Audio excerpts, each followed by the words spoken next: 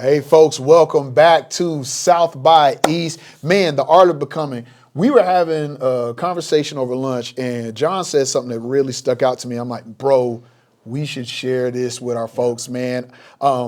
We were just talking about just being skilled in different areas. Both of us would be gifted in different spaces. We've been able to accomplish a lot of things. And you said something that I was like, bro, people need to hear that.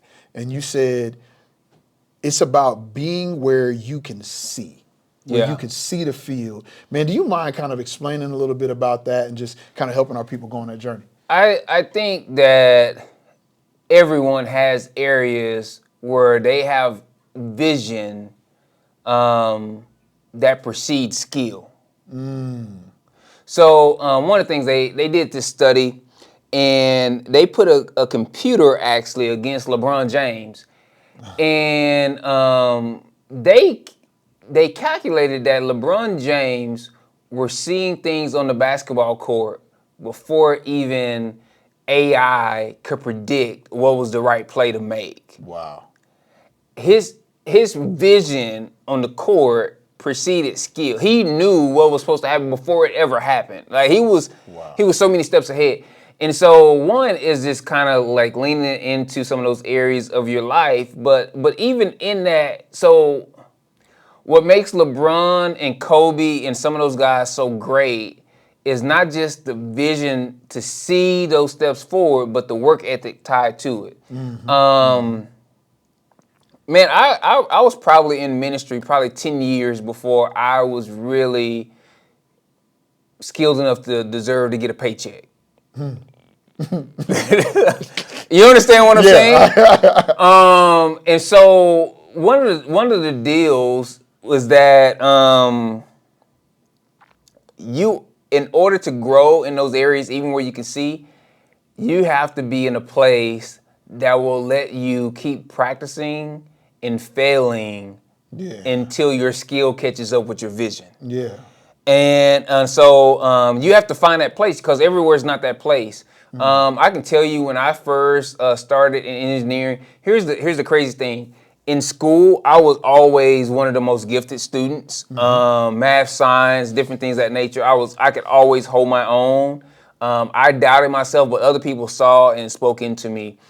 And when I got into engineering though, man, there was just some different things that I just came up against, and I was not at first the best. And then I really got into project management where I kind of started flourishing some because it tied together some of my speaking abilities and different things of that nature, along with the engineering stuff. And that's when I really started to see my career progress. But it was also in that where, like ministry, one of the things that, although I could see and put some different things together, like the illustration piece was there, I wasn't an avid reader. Like I really didn't read my first book really cover to cover until I graduated from chemical engineering and started Bible college. Wow. And so that was a hampering because here's the deal. If you're not an avid reader, most likely your writing skills are going to be impaired and also your speaking ability. You're going to have trouble just really using language and different things of that nature. So being an area though, but finding, man, here's where I see, here's where I can kind of see the field, so to speak. One of the illustrations I use is there was a pastor who his congregation said, man, you need to get some more rest. And so one of the deacons on his team said, hey, I'm gonna take you hunting with me. And he said the first time he went out, it was in the dark because you don't go hunting in broad daylight. That's not what you do if you, unless you're a vegetarian. And and so he said the first time he was out there with the guy, and he's like, Pastor, shoot him. There you go. And he's like, what are you talking about? All I see is dark. What are you talking about? And he's like, you ain't gonna shoot him, I'm gonna shoot him. Boom, animal falls out of the tree. He's like, what animal? Like what? Right? So he goes back out there with this guy again because they're friends, not because he enjoyed hunting, because he goes out there. And he's like, there you go. And he said, as he kept going, then he got to the point where the guy would point out the animal. He's like, oh yeah, but he couldn't get his gun up fast enough to shoot. But eventually he got to the point where he could spot the animal, he could get his gun up, he could shoot the animal, and he didn't need the guy to say it. But it took him time to develop his eyes in that area and see for his skill to catch up with his vision. Yeah. And that's the deal, man, is always looking for those areas and then saying, I'm going to go deep there. And I'm going to join a team where they need that, and I can speak into that, and I don't have to worry about running in other lanes. Yeah. Now, that doesn't mean that that's the only thing I'm going to ever have to do, but that is going to be, I'm going to know that's what I contribute to this team. So on our team, on the church side, a lot of times if somebody needs a really tender-hearted, soft response, I bring Brail to the meeting. That's not what you're going to get from me. Now, if you have a systems problem, you need to achieve something really big, and you don't know how it's going to come about, you're really short on resources, but you need to get the resources to pull this thing off. Yeah, that's your guy. You want like all the systems and foundation, how it all goes together. That's what I bring to the team, right? I can cast vision. I can raise support. I can get people on board. I can build the systems to make it efficient. I am not the one that's going to deal with a lot of excuses. Yeah, no.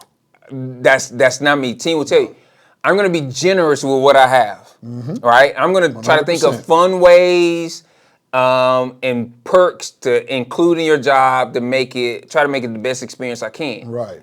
When things go really well, I'm going to be the biggest cheerleader. Things don't go well, I'm not that guy. And so that's who I am, and I know that. And because I know that, I have other people on the team that help feed the other areas. And I think, so something I hear that I want other people to understand is there's an area where you have aptitude, right? Like the area where you see is probably going to be an area where you already, man, I'm just naturally talented or gifted in this area. But often, in order for that aptitude to turn into some sort of application, a job, a position, or career, there are other skills that are necessary in order for that aptitude to turn into an application. So for instance, with me, and y'all know I talk in a lot of stories, when I was young, one thing I realized about myself very early on is that I understand what people want and how they think. So when I was a kid, I was a really good like manipulator, actually. I remember sitting in the car with my little cousin. He's like my little brother. Yeah. And we were gonna play this Batman and Robin game. And we were going home and he's like, man, I wanna be Batman. I'm like, nah, man, I'm Batman. You Robin. He was like, I don't wanna be Batman. I was like, So I was like, hey, you wanna be the fat guy or the skinny guy? He's like, I wanna be the skinny guy. You wanna be like the slow guy? You wanna be like the fast guy? I wanna be the fast, skinny guys moving around. I was like, yeah, okay, cool. Hey, well, since you want to be the skinny guy, I'll let you be Robin, because that's your guy. And then I'll go ahead and be Batman. He's like, thanks. And then it's like, as I grew, I learned to use my powers for good, not for evil. But I understood how people think, and I would understand how they'll react to what I'm going to say and how I'm going to say it before I'd say or do it. And so as I grew, what I found was what I loved to do was help people develop. And so I had a lot of talent and gifting in the area of music. And so most people would think, oh boy, you wanted to be a musician since you were a kid. I was like, nah, not really. I wanted to help people. I really was interested in science. I wanted to do science or psychology because I understood how people thought. But I had all this skill and gifting in music. What that ended up turning into when I realized, oh, I see how you're using this, God. I see this. I was at a church with my wife's old church out in Seneca. And there was a young man there, and he was like, man, I've been writing songs. I came there and I performed a song for him. I played the piano and performed a song for him. And they were like, wow. And after church, there was a young man there who's playing a song that he wrote. And I heard him play a song. I was like, man, that was good. And he played me another one. He played me a third one. And I was like, all these songs sound the same. And I was like, hey, do you ever get kind of stuck when you're writing? And he was like, yeah, man, I just don't know how to kind of get out of this rut. And I was like, all right. And so I sat there with him for 45 minutes. And I gave him these skills to where he was able to rewrite all of his songs. And he was like, wow, I have all these other avenues and such. Because I could see, here's what he needs in order to grow. And it's like all of my skills support that area that helps me see. That's why I can sit with a team of, if you give me a team of volunteers, if you give me a team of amateurs, if you give me a team of experts, there is a standard level that I can produce with any group of musicians or non-musicians, because the area that I really see in is like, how do I utilize best everyone here in this area? And so you heard me say I was probably in ministry 10 years before I really deserved to be paid. And that wouldn't, if you go back in those first 10 years of ministry, you'll see, man, I believe God did a whole lot of good. Like, I mean, there's a tremendous amount of story I can tell you from that. Yeah.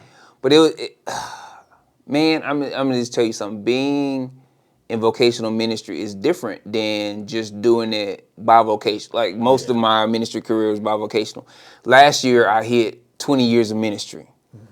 And I've learned a lot, and I've changed a lot over that time. And I'm in my 8th year of marriage or so, right? Eight or 9, kind of somewhere in there. Edit this out for Trisha. 2015. Yeah. And I'm still growing in what it means to be a husband, man. And like, and what it means to be a father. And so it's one of those deals where I'm like, this was something I said to myself before bed just the other night. I was like, sometimes I wish I was as good at being a husband and a father as I am at ministry. And I feel a lot more secure in creating processes and writing sermons than I do in being a husband and holding my lip, or being a father, man, and just being patient with my kids and recognizing that. But man, think about this. Even the work that we're doing here in the neighborhood, when I get to sit down with people, now I have to go present to people for support raising and stuff like that. My first move from bivocational ministry to full-time ministry was because I raised missionary support. And that's a part. You have to be able to cast a clear vision to pull other people in to be a leader in anything. Whether it's the business world, when I was doing that, trying to get the OCE, the corporate exec board or whatever, to support my capital project or whatever, you have to be able to do it. But for a lot of it, man, I didn't feel comfortable sharing the story yet of what we were doing here in the neighborhood, because I didn't feel like we had done enough. I didn't feel like we were proficient enough. And so it's only been recently that we've been telling more of the story.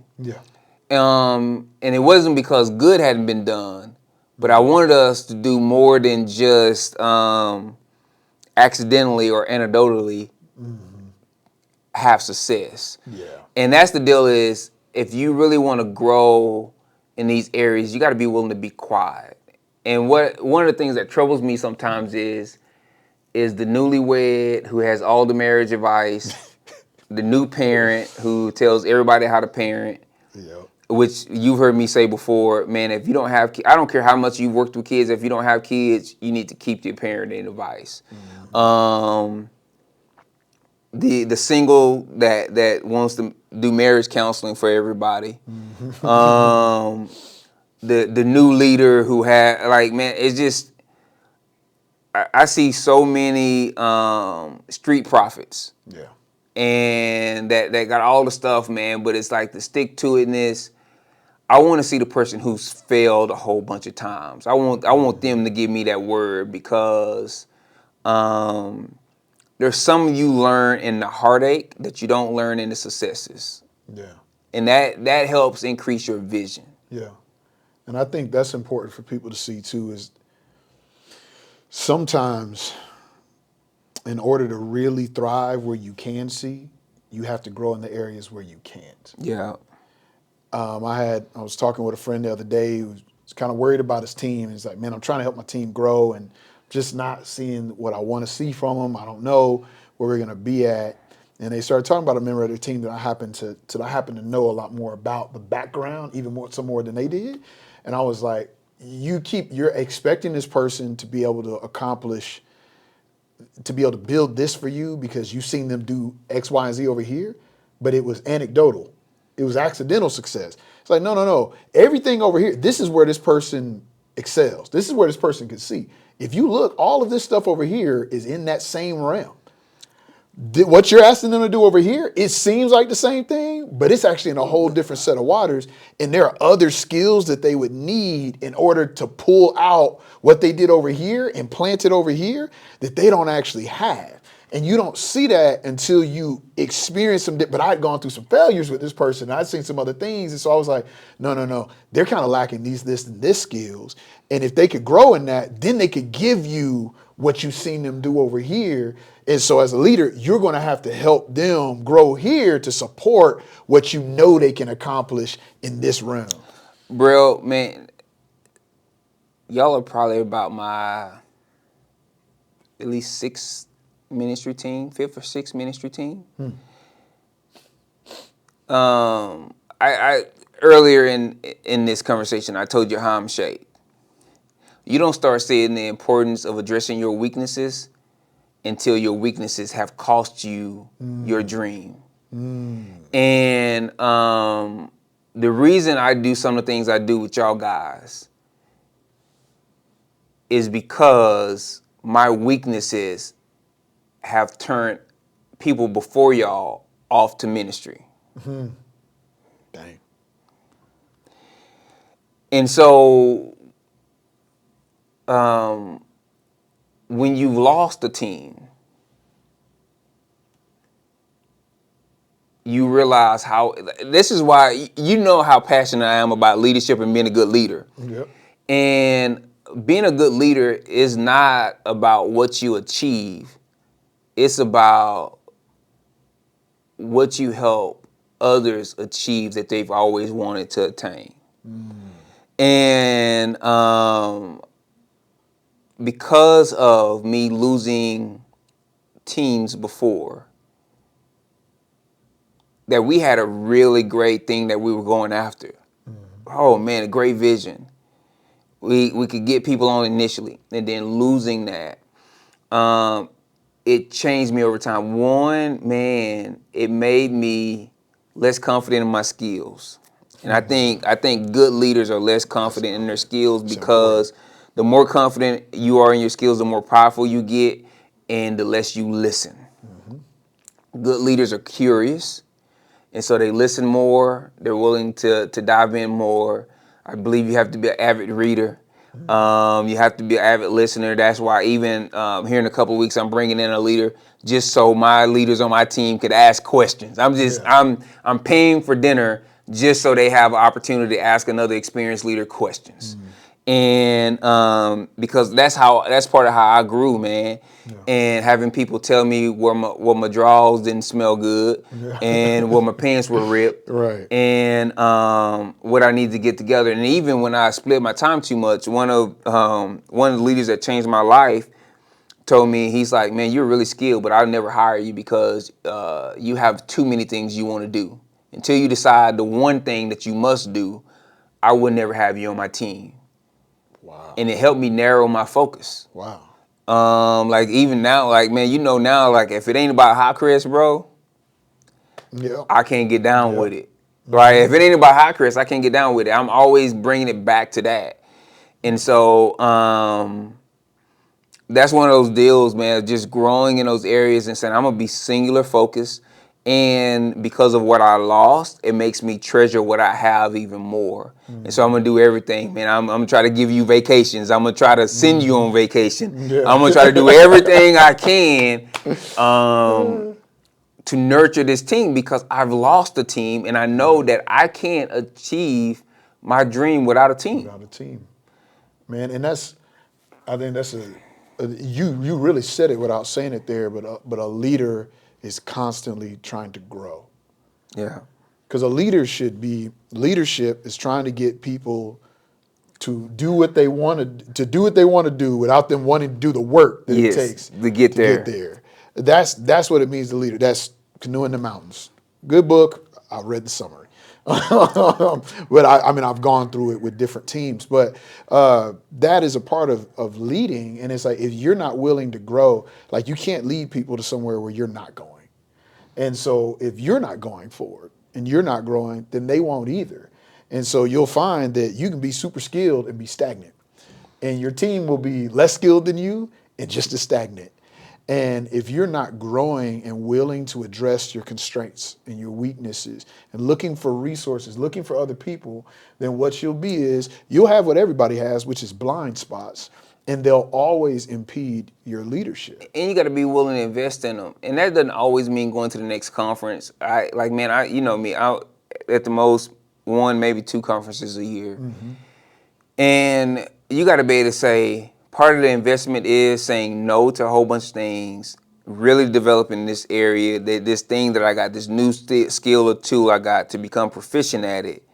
And it's not just about having all the trophies on the wall, all the certificates from all the completed courses on the wall that I can't really apply. And really, I'm still rudimentary with, and I'm kind of robotic with, right? When I want to be smooth at this thing that I do.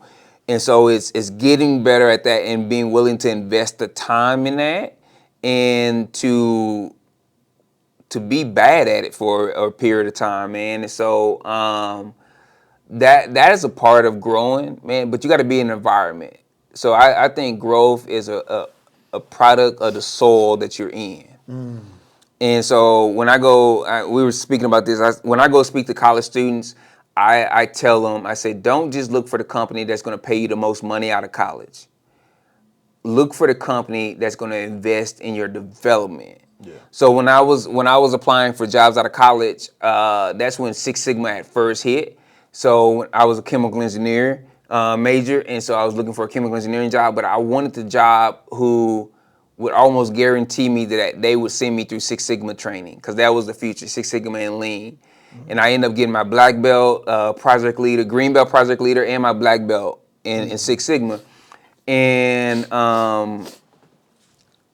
so I tell them, I said, because if that company is willing to invest in you, long term, you're going to be more valuable than what that company who just pays you more money but won't invest in you.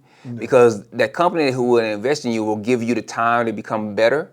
They'll give you the time to develop, and ultimately your skill set is going to surpass that which you would have gotten just being at a place that pays you the high initial paycheck, but then left you no room to grow or the tools by means for which you grow. Yeah. And so that is the same thing. If you go somewhere in ministry, look for somewhere that's gonna give you training and invest in you. Man, we came into the year with a budget deficit, but one of the things we did not cut out was our professional development as a part of our staffs, and that's both on the Scent side and on the Fellowship Hi-Crest side. And so we really looked at that, and I said, man, this is our lifeblood in developing, and those are some things that I hold dear. We'll cut a whole bunch of things. People won't have coffee on Sunday mornings and everything else before so we can we make sure. cut that. And that's what really pains me about Spring Branch ISD in Texas just announced, because of their budget deficit, they're cutting all librarians. They cut all librarians. Yeah, all librarians just got cut from the school district because of budget deficit. And I was like, man, there's something wrong with this picture. Yeah. But that is a microcosm of the world we're living in. You can't learn everything from YouTube and TikTok. No. Man, and so you have to have that development piece where you're at, and you got to have an environment that is actively pouring into you and developing you. And that's not just sending you off to trainings, but that's having time with those who lead you. When I took this position up here of the church that launched us, that's one of the guarantees that they had to make me, was that the lead guy would spend time with me personally, helping me develop and take my next step. And I said, if you can't guarantee me that, I'm not coming. And I think the other side to that is you have to be willing to invest in yourself. The soil can be fertile and you can have everything that you need, but if you're not receiving it, then it's not going to help you. And it can be deceiving, because not receiving it may look like saying, I only want to do the parts that I'm good at. Why can't I just always do the parts that I'm good at? Real quick story, and we'll get out of here. I got a song called Nami on my upcoming album where I talk about my struggle with medication. And I remember I had undiagnosed ADD, or not undiagnosed, but untreated ADHD. And I was in a meeting, and my ADHD would cause me to pinwheel. I just think of too many options, and it would make it hard for me to make decisions. And I remember one time I was in a meeting, and you were like, hey, we'll wait. Go ahead and just put those calendar dates on for the next year, and then we'll move forward. And I sat there in the meeting, and I had a panic attack because I physically couldn't get myself to make the decision. I spun, and it was after that I went, I know I need medication. And I haven't wanted to do it. So I didn't want to grow. I'm good in this other area. I'm good. I can compensate. I just won't do this part, and I'll be fine. And then all of a sudden, it was like, no, in order to get my dream, it's like I got to address. But here's the deal, and I hope this is all right. The times when I said, hey, you didn't get your timesheet in on time, so you just worked those hours for free. And you were like, oh, we're boys. And I'm like, Yes. And we're going to hold this standard. That's the deal. You got to be in a place that's going to have a bar of excellency and say, we're going to keep this bar. And we're friends. We're boys, right? Yep. And this is the standard. Timesheets are due at this time. My team knows I run time at this time. If your time ain't in, man, I love you for these volunteer hours that you just gave me. Yeah. And so it was like, I'm going to hold to this standard, and I'm going to encourage you to build a system to get that time in. And it was like, without that accountability, I never would have addressed that weakness. Yeah, and it was like, man, I got to go get this medication and I got to do this. I got to take care of myself so that I can do what's expected of me, and because these people are trying to help me achieve my dream.